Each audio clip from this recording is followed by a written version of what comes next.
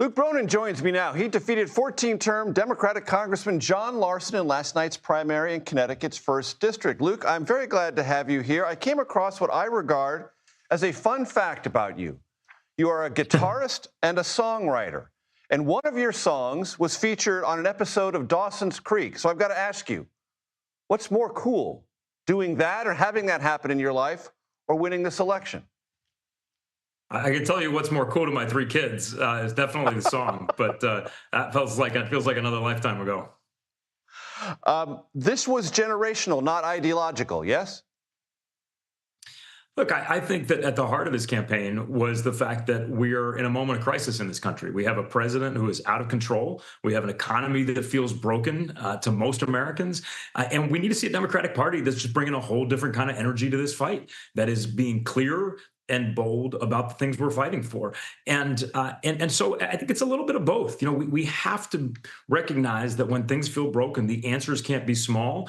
And also that if we're going to be successful at making any change, we've got to be a whole lot better at building a movement outside the walls of the Capitol. And that means bringing in Democrats who are able to be out there, engaging in a different kind of way, communicating in a different kind of way. And again, just bringing a whole different kind of energy.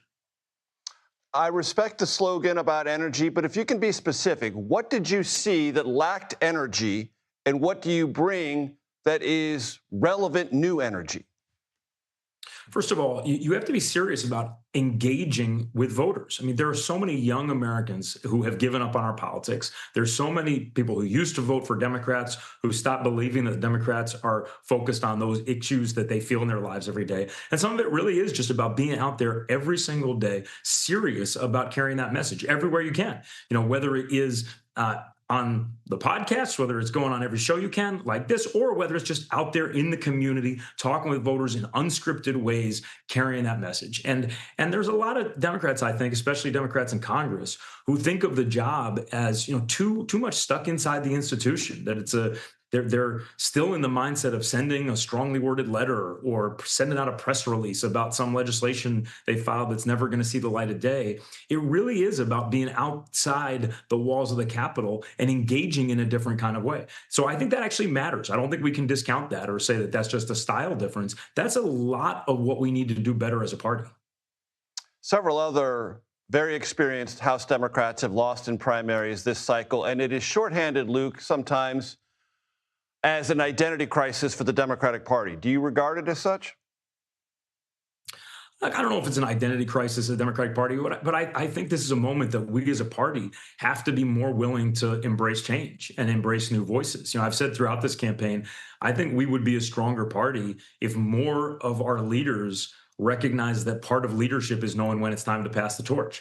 Now, I think one of the things that was unique about my race is that, yeah, it was a race about generational change, but it wasn't just about generational change. You know, I bring a range of experience to this work. I served in the Obama administration at the Treasury Department. I was part of the team that helped to create the Consumer Financial Protection Bureau and then served on the national security side. I'm a Navy veteran, served in Afghanistan, and was mayor of our capital city, you know, a city that's been left behind in a lot of ways, and served there for 8 years. So bringing a range of perspectives that I think matter, and also saying that, you know, we would be a stronger party if we allow more renewal more often. I don't have to tell you, Luke, that much of what Trump 2.0 and the White House has been about has been taking apart as much as it can of the Obama agenda and accomplishments and Biden agenda and accomplishments. So if you had to prioritize one thing you want to get back in that they tried to take away or have taken away, what would it be? And what's your add value legislatively or in proposals in terms of ideas on top of that?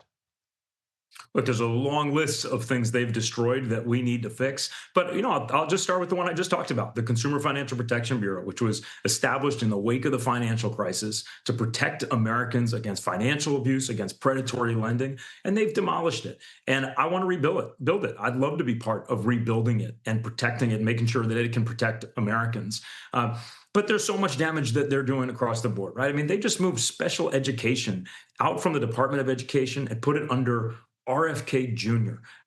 It's mind-blowing how little regard they have for the seriousness of the work that the federal government can do to make a difference in people's lives. Luke Bronin, congratulations, and I appreciate the time. Thank you.